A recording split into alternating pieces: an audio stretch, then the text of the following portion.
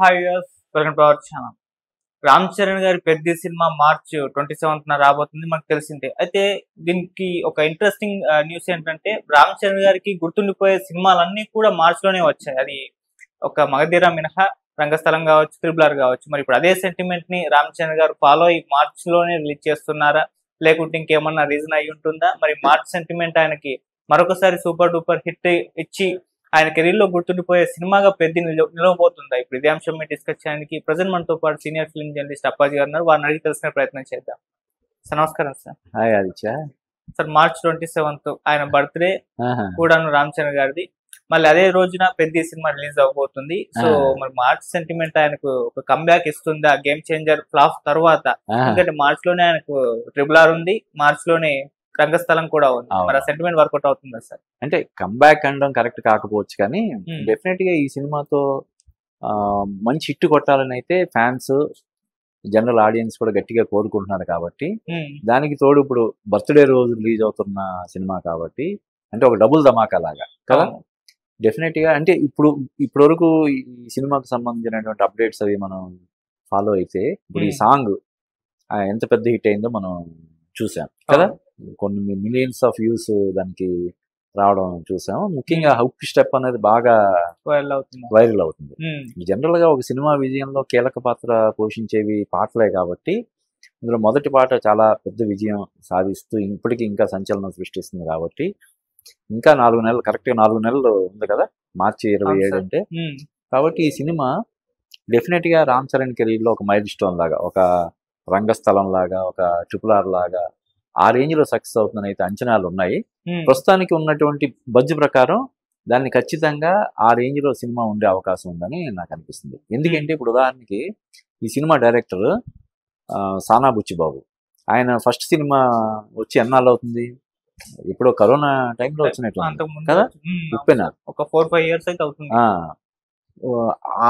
అన్ని సంవత్సరాల పాటు ఈ ప్రాజెక్ట్ కోసం ఉండిపోయాడు అతను. అంటే దీనికి మెరుగులు దిద్దుతూ, అంటే అఫ్ కోర్స్ మధ్యలో వేరే హీరో కోసం ట్రై చేశారు అని కూడా కొన్ని వార్తలు వచ్చాయి. ఏదైనప్పటికీ కూడా ఈ సబ్జెక్ట్ మీద అతను 4-5 సంవత్సరాలు ఉండిపోయాడు.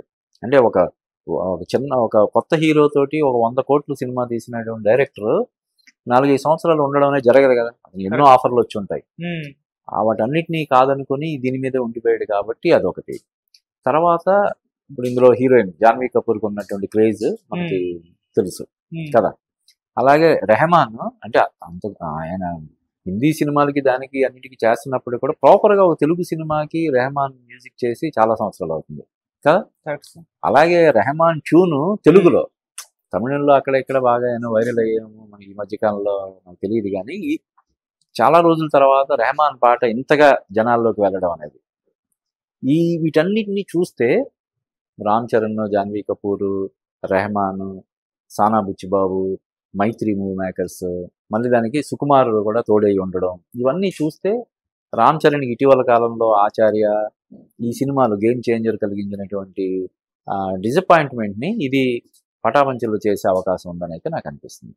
Okay sir. సో ఇప్పటి వరకు అయితే మంచి పాజిటివ్ రెస్పాన్స్ అయితే పెద్ద పట్ల ఉందని చూస్తున్నాం. సో ఇప్పటికి కూడా రామ్ చరణ్ గారికి రంగస్థలం ఒక ఫేవరెట్ సినిమాగా, అంటే నటుడిగా తనని ఎంతో గుర్తింపు వచ్చిన సినిమా, ఇప్పుడు దాన్ని బీట్ చేసే సినిమా ఇది అవుతుందా సార్? రేపటి రోజు రామ్ చరణ్ అంటే పెద్ద సినిమా గుర్తొచ్చే పొజిషన్ కి వెళ్తుందంటారు? అంటే ఎప్పుడు కూడా నటుడు అనేవాడు ప్రతి సినిమాతో మెచ్యూర్ అవుతా ఉంటాడు కదా. ఈ ట్రిపుల్ ఆరే వచ్చి 3 years 4 years అయిపోతుంది. రంగస్థలం ఇంకా ముందు కదా. రంగస్థలం తర్వాత వినయ వినయ రామ ఇటువంటి ఉన్నాయి, దాదాపు చాలా సంవత్సరాలు అయింది. కాబట్టి ఆ తర్వాత అతను చాలా సినిమాలు చేసాడు. ఈవెన్ గేమ్ చేంజర్ లో కూడా రామ్ చరణ్ పర్ఫార్మెన్స్ చాలా బాగుంటది కదా, చాలా మెచ్యూర్డ్ గా చాలా బాగుంటది. అందులోనూ ఇప్పుడు ఇది సుకుమార్ కూడా వన్ ఆఫ్ ది ప్రొడ్యూసర్స్ ఈ సినిమాకి. ఎవరైతే రంగస్థలం నుంచి రామ్ చరణ్ నుంచి ది బెస్ట్ పర్ఫార్మెన్స్ తీసుకున్నాడో అతను సుకుమార్ ఈ సినిమాలో వన్ ఆఫ్ ది ప్రొడ్యూసర్స్ గా ఉన్నాడు. సుకుమార్ శిష్యుడే ఈ సినిమాకి దర్శకుడు.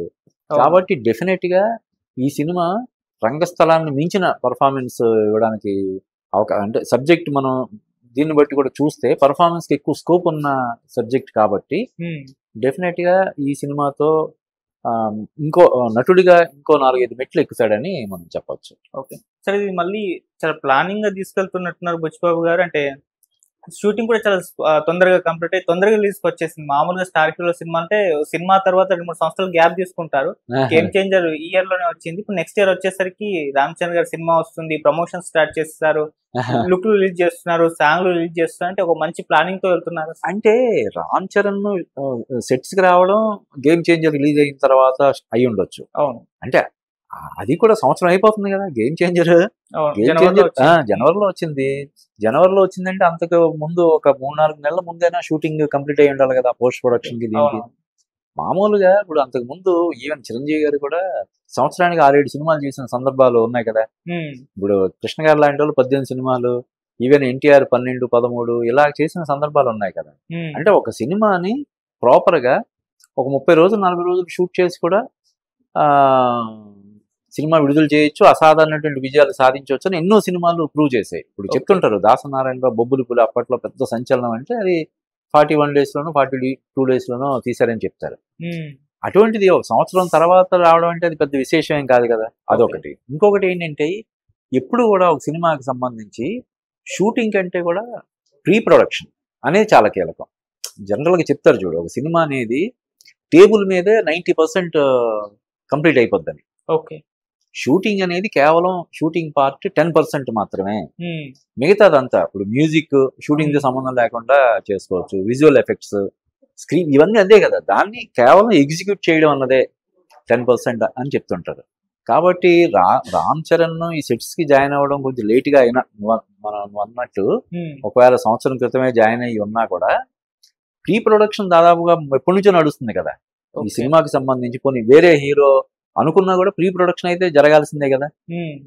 ఇప్పుడు ఉప్పెన తర్వాత ఒక 6 నెలల్లో సంవత్సరం కొన్ని ఖాళీగా ఉన్నాడు అనుకుంటే కూడా ఈ సబ్జెక్ట్ రెడీ చేసుకుంటున్నాడంటే కూడా దాదాపుగా 3-4 years నుంచి ఈ సినిమాకి ప్రీ ప్రొడక్షన్ వర్క్ జరుగుతున్నట్టే కదా. కాబట్టి ఒక సంవత్సరంలో రావడం అనేది పెద్ద ఆశ్చర్యం ఉంది కదా. డెఫినెట్ గా ఈ సినిమాకి సంబంధించినటువంటి ప్రీ ప్రొడక్షన్ వర్క్ అంతా ముందే జరిగి ఉంటది. రామ్ చరణ్ సెట్స్ కి రాగానే అతను ఇది అన్ని చేసి ఉండొచ్చు. కాబట్టి ఇప్పుడు మార్చి 27వ తారీఖున, మార్చి 27 అంటే కూడా జనవరి సంవత్సరం దాటి 15 నెలల తర్వాత వస్తున్నట్టు అవుద్ది. దానికి ముందు ఎప్పుడు మనం ఇందాక అన్నట్టు జనవరిలో సినిమా రిలీజ్ అయితే కనీసం 2-3 నెలల ముందైనా షూటింగ్ కంప్లీట్ చేసి ఉంటారు కదా. మా అయితే చిన్న చిన్న ప్యాచ్ వర్క్లు అనేవి చేస్తారు తప్ప ప్రాపర్ షూటింగ్ అనేది ఎప్పుడో జరిగిపోయి ఉంటది కదా. కాబట్టి ఇది మార్చి 27వ తారీఖున వస్తుందంటే అది ఏదో గబగబా చుట్టేశారనో లేకపోతే ఇంకోటనో అనుకోవాల్సినటువంటి అవసరం లేదు. డెఫినెట్ గా ఇది రామ్ చరణ్ కెరీర్ లో ఒక మరో రంగస్థలం, మరో RRR లాగా అవుతుందని మనం చెప్పొచ్చు. Thank you so much. Thank you.